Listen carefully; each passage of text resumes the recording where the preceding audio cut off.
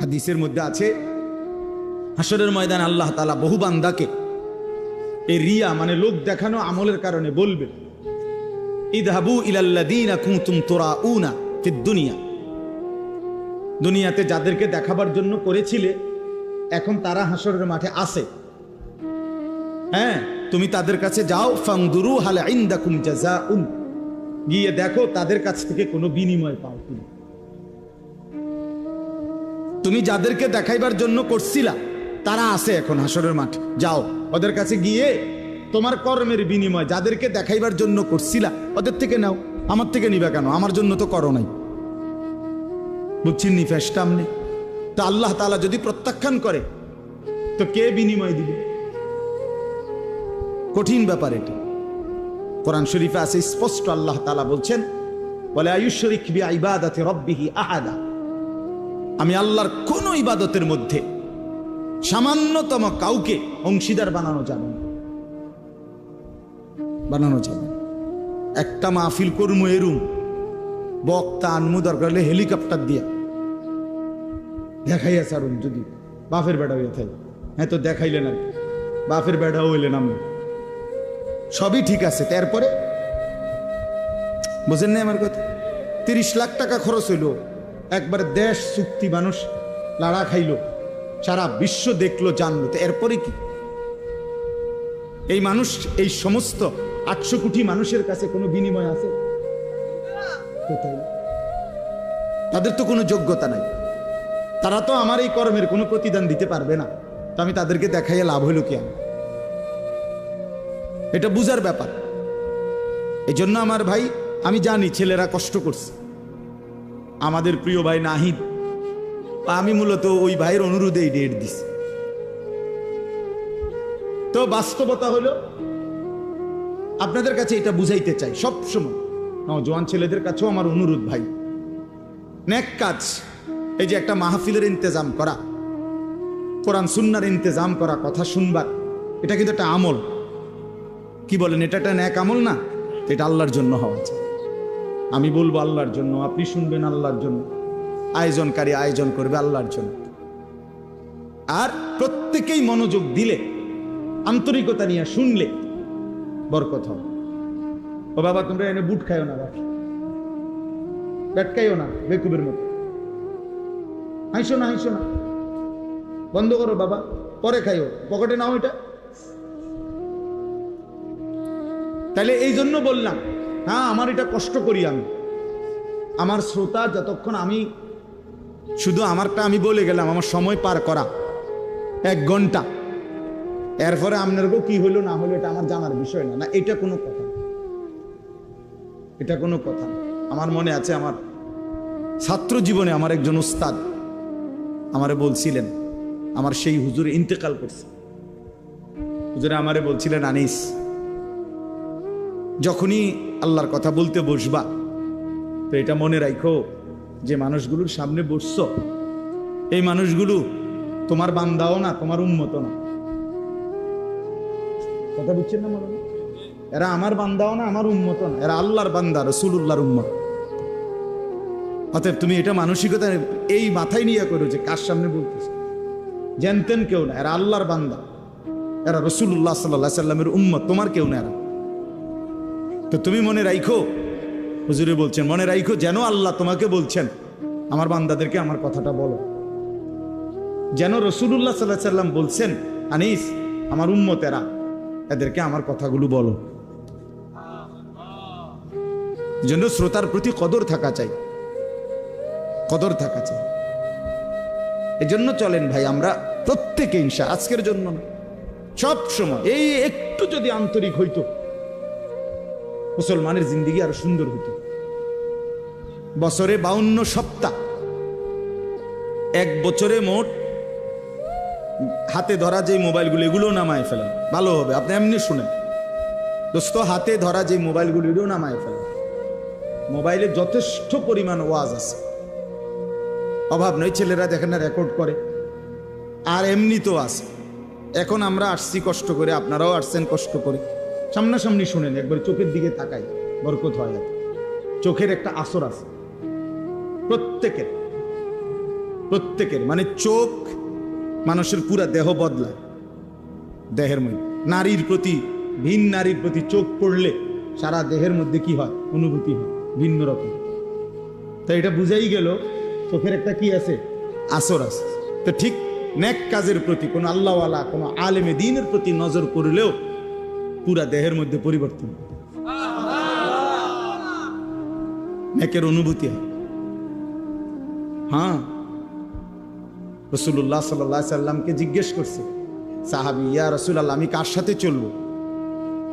তো বলছে, মান যাক্কারাকুম বিল্লাহি রুয়াতুহু, যাকে দেখলে আল্লাহর কথা মনে পড়ে। ওয়া যাদা ফি ইলমিকুম মানতিকুহু, যার কথা শুনলে ইলম বাড়ে, জ্ঞান বাড়ে। ওয়া যাক্কারাকুম বিল আখিরাতি আমালুহু, যার আমল দেখলে আখিরাতের কথা মনে পড়ে। যার চেহারার দিকে তাকাইলে আল্লাহর কথা মনে পড়ে, যার কথা শুনলে নিজের জ্ঞান বাড়ে, যার আমল দেখলে আখিরাতের কথা মনে পড়ে। রাসূল সাল্লাল্লাহু আলাইহি সাল্লাম বলে, তাকে সঙ্গী বানাও, তার সঙ্গী হয়, তারে বন্ধু বানাও, তার সাথে চলো, তার সাথে উঠা বসা করো, তার সাথে সম্পর্ক। এই জন্য নজরের একটা কি আছে, বরকত আছে, বরকত আছে। কচ্ছপ একটা প্রাণী আছে না, কচ্ছপ, এই কচ্ছপ বাচ্চা ফুটায় নজর দিয়ে। কচ্ছপের ডিম থাকে পারে, আর কচ্ছপ থাকে পানিতে। ওইখান থেকে সে শুধু চোখের দৃষ্টি দিয়া ডিমের দিকে তাকায় থাকে। এই নজরের বরকতে কিছুদিন পর ডিমের থেকে বাচ্চা ফুটে। হ্যাঁ, এজন্য নজর বদলায়। গুনার নজর গুনার প্রতি প্রভাবিত করে, নেক কাজের নজর। আল্লাহর ঘর দেখলে, কাবা শরীফ, মালিকের ঘর দেখলে চোখে পড়লেই কলিজা ছিঁড়ে যায়, চোখে পড়লেই কালো গিলাফ আশেক পাগল হয়ে যায়, হেবে দিছে, কথাবার্তা সবকিছু এলোমেলো হয়ে যায়। এটা একটা ভিন্ন বিষয়, নজর। নজর, মদিনার সবুজ গম্বুজ নজরে পড়লেই সফরের সমস্ত ক্লান্তি দূর হয়ে যায়, দূর হয়ে নজরের সাংঘাতিক বরকত পরিবর্তন হয়। আমরা অনেক সময় বুঝি না আর কি, মার দিকে নজর দিলে জান্নাত মিলে যায়। নবীজি বলছে না, মায়ের দিকে নজর দিয়া মার দিল যদি খুশ হয়ে যায়, মা যদি খুশি হয়ে যায়, তো নজর দিলে জান্নাত মিলে যায়। যেই স্ত্রী স্বামীর সামনে এভাবে দাঁড়ায় যে স্বামী তার দিকে তাকাইলে, স্ত্রীর দিকে, স্ত্রীর হাসি মুখ দেখলে স্বামীর দিল খুশি হয়ে যায়, আল্লাহ রাসূল সাল্লাল্লাহু আলাইহি ওয়াসাল্লাম বলছেন, ওই নারী জান্নাতি নারী, শ্রেষ্ঠ নারী। হ্যাঁ, এই নজর। নজর মানে মহিলা এভাবেই স্বামীর সামনে পেশ করছে নিজেকে, যে স্বামীর দিল তাকাইছে রে, ইজা নাযারা ইলাইহা সাররাত, নজর। এরকম অনেক উদাহরণ দিলাম। এই জন্য ভাইয়া সবাই এটা খেয়াল করা। ওই যে এই অপদার্থ, এটা বুঝলাম, এইটারে আলবিদা রাখছে। এখন কেমন লাগলো কথাটা শুনছ? আমি তো সুন্দর করেই বলছিলাম। হ্যাঁ, অনেকেই আছে গাদ্দার, মানসিকতাটা হলো এমন যে তুই বেটা ইতান হুজুর মুজুর বেটা, তো এতে বালা কত হুজুর দেখছি বেটা। এটা এক ধরনের মানে মানসিকতাটার মধ্যে একটা তেড়ামি বা, যে যা বলুক আমি আমার মতো। এটা বর্তমান ইয়াং ছেলেদের অনেকের মানসিকতা এমন, যে ভদ্রতা, শালীনতা, বংশের, মা বাবার, ধর্মের, কোরআনের, ইসলামের, ব্যক্তিত্বের, মানবিকতার কোনো ইজ্জত, সম্মান, ভদ্রতা থাকুক বা না থাকুক, আমি আমারটা করি। কাঁদতে কেরম লাগছে এটা তোমার বুঝ, আমার তো কিচ্ছু লাগছে না। বড় সাংঘাতিক, অনেক বড় অধপতন। মনে রাখবা ভাই, ছেলেদেরকে বল যে তোমার কাছে কোনোটাই আলাদা কোনো ফিলিংস করে না। এখানে আমার চাচা আছে, বাবা আছে, দাদা আছে, এখানে দাড়িওয়ালা মুরব্বী আছে, ওলামায়ে কেরাম আছে, হ্যাঁ, এটা মাহফিল, না আমি আমার মতো, আমি যেমন আছি তেমনই। এই যে মানসিকতা, এটা কিন্তু অনেক বড় মুসিবত, বিপদ, অনেক বড় বিপদ। পরিবেশের কারণে মানুষ আসর হয়। as-suhbatu muta'aththira, আরবিতে বলে যে সাহচর্য, সংস্পর্শ প্রতিক্রিয়াশীল। যে জিনিস যার সংস্পর্শ পায়, ছোঁয়া পায়, ওইটার আসর তার মধ্যে আসে। যেমন আতর লাগাইলে বাতাসের মধ্যে অন্যের নাকে যে আতরের ঘ্রাণ লাগে, এটা বাতাসের থেকে লাগে, নাকি এবার গায়ে তো এবার লাগাইছে না, নাক লাগাইছে না।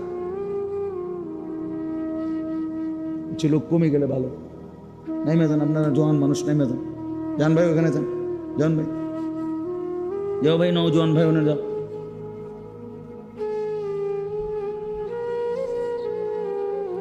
তো এই কারণে কোনোখানে পেশাব পায়খানা থাকলে ওইখানের বাতাসেই বোঝা যায় না দুর্গন্ধ, মানে দুর্গন্ধটা লাগছে বাতাস থেকে। এই জন্য দোস্ত আমার, বন্ধু আমার, সাহচর্য, সংস্পর্শ প্রতিক্রিয়াশীল। যে যার সাথে উঠা বসা করে তার আসর তার মধ্যে পড়ে, এটা সত্য কথা, এটাই বাস্তব। প্রত্যেক মানুষকে তার বন্ধু দেখে চিনা যায়। রাসূলুল্লাহ সাল্লাল্লাহু আলাইহি সাল্লাম বলেন, আর রাজুলু আলা দীনি খালিলিহি। নবী সাল্লাল্লাহু আলাইহি সাল্লাম বলেন, প্রত্যেক ব্যক্তি তার বন্ধুর দ্বারা প্রভাবিত হয়, বন্ধুর রঙে রঙিন হয়, বন্ধুর সাজে নিজেকে সাজায়। ফালিয়ানজুর আহাদুকুম মান ইউখালিলু, অতএব তোমরা লক্ষ্য রেখো, নবীজি বলছে, কাকে বন্ধু বানাচ্ছ। মান ইউখালিলু, কাকে খলিল বন্ধু বানাচ্ছ। ও আমার ফ্রেন্ড, তো তারে দেখলে তো বোঝা যায় তুমি কোন ডকে। তার চেহারা, চুল, লেবাস, তার কথাবার্তার ঢং রং দেখলেই আন্দাজ করা যায় তুমি কেমন। বয়স্কদেরকেও চিনা যায়, নওজোয়ানকেও চিনা যায়। আমি অনেক সময় বলি, বয়স্ক মানুষ যারা আপনারা, আপনার সাথে ডানে বামের সবাই 5-6 জন বসা, সবাই বিড়ি সিগারেট খায়, আপনি যদি এর মাঝখান দিয়ে বলেন যে আমি একজন জোনায়েদ বাগদাদি, না আমরা বুঝি চাচা, আমরা কোনো সিরা খাই না, আমরা ভাত খাই। আমরা আজকে দুপুরে ভাত খাইছি, সিরা দিয়ে পানি দিয়ে ভিজাইয়া খাইছি না। আপনার সাথে 5-6 জন বিড়ি খাই না, বেড়াইতে লোক আপনি বইয়া রয়েছেন, আপনি জোনায়েদ বাগদাদি, আমরা বুঝি না। আপনি কি ডকের মানুষ, বুঝেন নাই কথা? হ্যাঁ, এটাই বাস্তবতা। বন্ধু দেখে মানুষ চিনা যায়, সঙ্গী দেখে মানুষ চিনা যায়, সঙ্গী দেখে মানুষ চিনা যায়। রাসূলুল্লাহ সাল্লাল্লাহু আলাইহি সাল্লাম বলছেন, লা তুসাহিব ইল্লা মুমিনান, মুমিন ছাড়া কাউকে বন্ধু বানাইও না। ওয়ালা ইয়াকুল মালাকা ইল্লা তাকিয়ুন, মুত্তাকি আল্লাহওয়ালা দিনদার ছাড়া নিজের মাল, নিজের সম্পদ মহব্বত ভরে কাউরে খাওয়াইও না। ঠেকাই পয়রা, বিপদে পয়রা, কোনো কারণে হইতে পারে, তার ভয়ে, তার আতঙ্কে, তার প্রভাবের কারণে তারে কিছু খাওয়াইলাম, দূর খাওয়াইলাম। কিন্তু আরেকটা হইল আন্তরিকতা নিয়ে, মহব্বত নিয়ে, দরদ নিয়া, ভালোবাসা নিয়া। রাসূলুল্লাহ সাল্লাল্লাহু আলাইহি সাল্লাম বলেন, খাওয়াইবা তাকে যে তাকি মুত্তাকি, যেন আমার এই সম্পদটা, এই টাকাটা যার পিছনে ব্যয় করলাম কাজে লাগবে, লোকটা নামাজি। আর আমি দেখিয়ে সিটার বাটফার, এই বাটফার রেখা ভাই আমার লাভ, বুঝছেন না কথাটা? আমি দেখতেছি,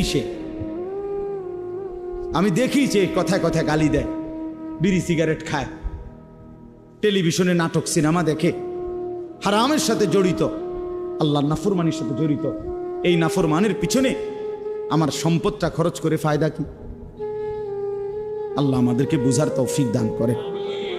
চলেন তাহলে এই কথাগুলো বললাম সংক্ষিপ্ত। মূলত 1 নম্বর কথা ছিল, আল্লাহর কথা আন্তরিকতার সাথে, আদবের সাথে শোনা উচিত। জওয়ান হোক, বয়স্ক হোক, প্রত্যেকে, মুরব্বী, বয়স্ক, চাচা, আপনাদেরকেও বললাম, বসে বসে জিমাইবেন জুমার নামাজের বয়ানের সময়, আপনি যে আছে, যে রুম আছেন এই রুমে থাকবেন। আপনার কপালে আর পরিবর্তন হবে না, কারণ আপনার পরিবর্তন হইব কি দিয়ে? আপনি তো জুড়ান। নওজোয়ান ছেলে, তুমি পিছনে বৈশা মসজিদে শুধু ঠেলাঠেলি করলা, দুষ্টমি করলা, মোবাইল টিফলা, বা নিজেরা বন্ধু বান্ধব কথা বললা, ইমাম সাহেবের বয়ানও শেষ, খুতবাও শেষ, তো তোমার কপালে আর পরিবর্তন হবে। দাখালা জাহিলান খারাজা যা, ঢুকছো মূর্খ, বাইরে হয়েছে কি, ঢুকছে যেমন বিড়ি হালাইয়া, বাইরে আবার বিড়ি দাঁড়াইছে। বুঝছে? ঢুকবার আগেও গাইলে আইছে, বাইর হইয়া গিয়ে আবার গাইলে আইছে। আস্তাগফিরুল্লাহ। আল্লাহ আমাদেরকে মাফ করে দেন। আল্লাহর কথা দিল দিয়া শুনুন, আমার একটা কথা না, শুন সবার সবার কথা।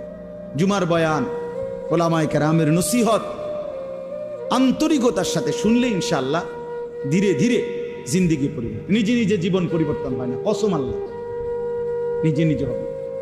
পৃথিবীর সমস্ত দামি কিতাব, পৃথিবীর সমস্ত আরবি বই, পৃথিবীতে সমস্ত ভালো কিতাবগুলোও যদি একাকী কেউ কিনে নিজে নিজে পড়ে ফেলে, তারপরও সে নিজে নিজে উত্তম আখলাক, পুরা দিন মানা সম্ভব হবে। পারতেন না? আমি চ্যালেঞ্জ করলাম, না হলে আমি কিনে দেবো, আপনি পড়ে। আল্লাহ রহমতে আপনি কিনে দেওয়ার মতো সামর্থ্য আমার আছে। কয় হাজার টাকার কিতাব লাগবে, কিনে দেব না। কোনো আল্লাহওয়ালা, কোনো আলেমে দ্বীন, কোনো মুত্তাকি, জীবন্ত কোনো ব্যক্তির সংস্পর্শ লাগবে। 2 রাকাত নামাজ আপনি নিজে বাংলা বই পড়ে বুঝতেন না, একের যদি ছবিও দেয় হইতো না। তাইলে দুনিয়ার সমস্ত মহিলা এই ছবিতে আর বইতে দেখে দেখে রান্না শিখালেন, তারা শাশুড়িকে শিখে লাগবে। কিন্তু দুনিয়ার সমস্ত বৌদের নিয়ম কি?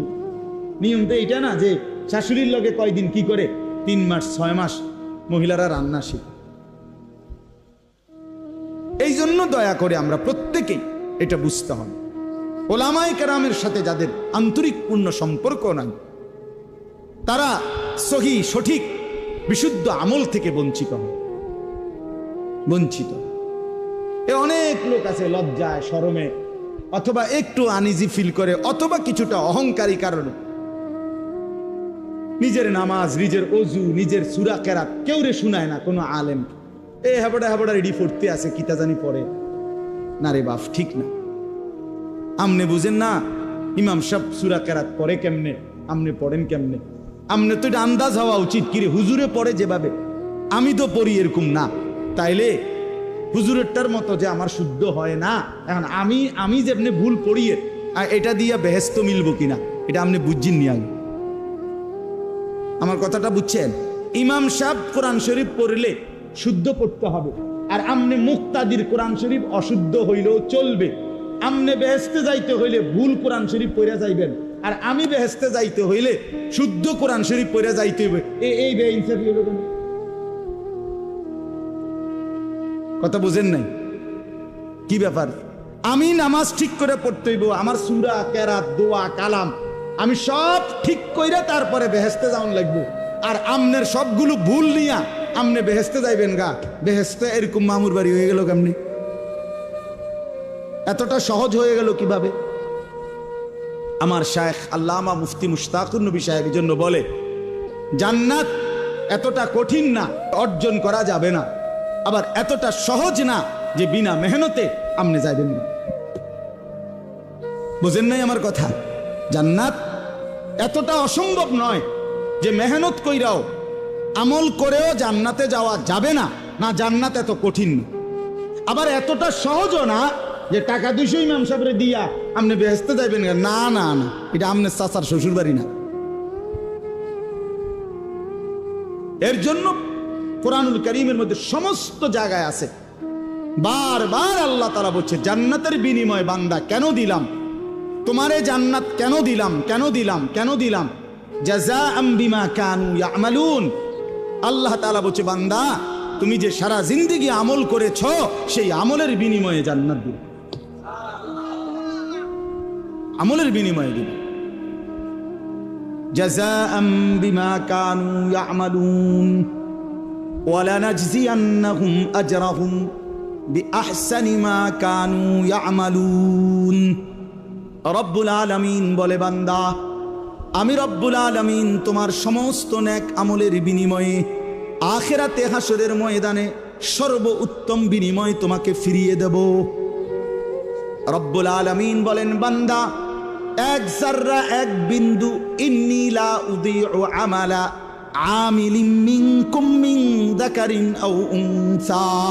আল্লাহ বলে, পুরুষ হও আর নারী হও, আমি রব্বুল আলামিন ওয়াদা দিলাম ঈমানের সাথে যতগুলো নেক আমল করেছো একটা আমলও আমি আল্লাহ নষ্ট হতে দেব না, আমি বিনিময় দেব,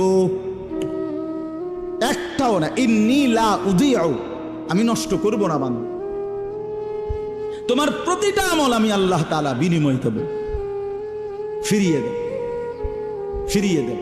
এজন্য বাপ, দুনিয়া মূল হিসাব না, আখিরাত মূল হিসাব। দোস্ত আমার, বন্ধু আমার, নওজোয়ান ছেলেরা আমার, এটা মনে রাখো ভাইয়া, আখিরাত মূল হিসাব, আখিরাত মূল হিসাব। আল্লাহ তাআলা আমাদেরকে ঈমানের দৌলত দান করছেন। সোয়া লাখ আম্বিয়া, আদম আলাইহিস সালাম থেকে নিয়ে আমাদের নবী মুহাম্মদ সাল্লাল্লাহু আলাইহি সাল্লাম পর্যন্ত এই সোয়া লক্ষ নবী মানুষদেরকে ঈমানের দাওয়াত দিয়েছেন, এই কালেমার দাওয়াত দিয়েছেন, ঠিক না? কথাটা বুঝছেন কিনা আমার? ঈমানের দাওয়াত দিয়েছেন সমস্ত নবীরা, কালেমার দাওয়াত দিয়েছেন। কুলু লা ইলাহা ইল্লাল্লাহ তুফলিহুন, হে আল্লাহর বান্দারা লা ইলাহা ইল্লাল্লাহ পড়ো, ঈমান আনো, নিজেরে মুমিন বানাও, তোমরা সফল হবে। তো এই মেহনত করছে সমস্ত নবীরা। এখন দেখেন, সেই আল্লাহ রাব্বুল আলামিন সোয়া লাখ নবী পাঠাইছেন এই ঈমানের দাওয়াতের জন্য। আল্লাহ তাআলা আমাকে বলতেছেন, আনিস, সেই ঈমান আমি রব্বুল আলামিন তোকে জন্মসূত্রেই এক মুসলমান পবিত্র মায়ের ঘরে জন্ম দিয়ে এই ঈমান এমনি দিয়ে দিয়েছেন। কায়নাতের সবচেয়ে দামি খোদার কসম, এই আসমান ও জমিনের সারা সৃষ্টি মখলুকাতের আল্লাহর জগতের সমস্ত কিছুর মধ্যে সর্বশ্রেষ্ঠ সবচেয়ে দামি সম্পদ ঈমান, লা ইলাহা ইল্লাল্লাহ। এটা যার জবানে, এটা যার কলিজায়, এটা যার জিন্দেগিতে, এটা সর্বশ্রেষ্ঠ নিয়ামত। আর সেইটাই সবচেয়ে দামি বস্তুটা আল্লাহ তাআলা এমনি দিয়ে দিয়েছে। আমারে যেন মায়ের পেট থেকে যেদিন বের করছেন, আল্লাহ যেন বল, জানিস এটা সাথে নিয়ে যা, ঠিক না? 72 বছর বয়স্ক মুরব্বী চাচা আমি দেখছি, 72 বছর বয়স, হিন্দু, তার 2 ছেলে কালেমা পড়ছে। ছেলেরা রাত দিন কাঁদে। আমি 3 জন আলেম নিয়ে ওনারে দাওয়াত দিছি, কালেমার দাওয়াত দিছি ছেলেদের অনুরোধে। 2.5 ঘন্টার মতো ওই চাচারে বলছি, চোখের পানি ফেলে আমি কাঁদছি।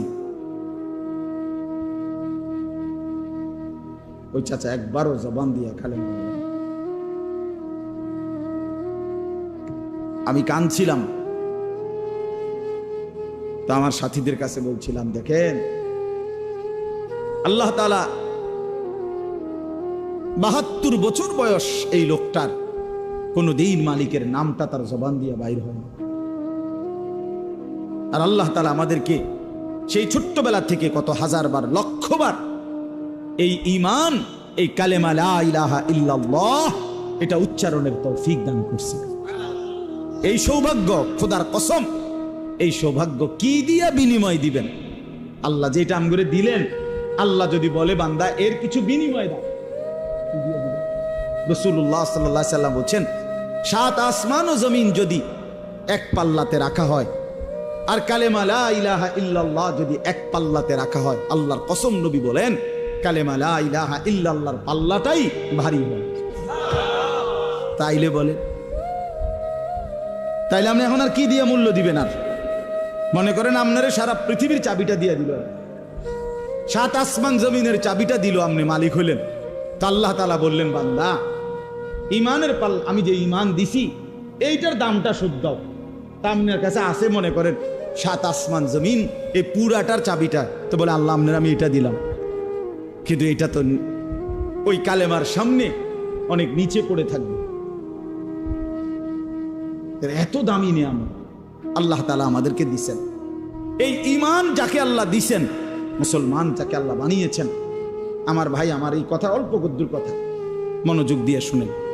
আল্লাহ তাআলা যাকে ঈমানের দৌলত দিছেন, কালেমার সম্পদ দিছেন, আমাদেরকে মুসলমান পরিচয় দেওয়ার মতো নিয়ামত দিছেন, আমরা বলতে পারি, বলি, রাত দিন নিজের পরিচয় দেই মুসলমান। আমাদেরকে আল্লাহ তাআলা এই শ্রেষ্ঠতম নিয়ামত দিয়ে আল্লাহ তাআলা ওয়াদা দিছেন, বান্দা তুমি একটা আমি তোমারে এমনিতেই দিলাম, এই যে ঈমান এমনিই দিছি, আর একটা জিনিস তুমি আমারে বুঝাইয়া দাও, বিনিময়ে আমি আল্লাহ আমার অনন্তকালের জান্নাত তোমারে বুঝাই দেব, তোমারে বুঝাই দেব। আল্লাহ তাআলা বলছেন। মনে করেন, বিশ্বাস করেন, আমার বাবাদেরকেও বলি, ভাইয়া তোমাদেরকেও বলি, যে মুসলমান হওয়ার পরে আখিরাত বুঝে না, সে কোনো মুসলমান না, আসলেই না।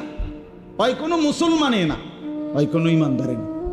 যে কবর বুঝে না, মৌত বুঝে না, হাসরের মাঠ বুঝে না, মিজান বুঝে না, আমল নামা বুঝে না, ফুলসেরাত বুঝে না, এই কোনো কিছু যার কলিজার মধ্যে নাই,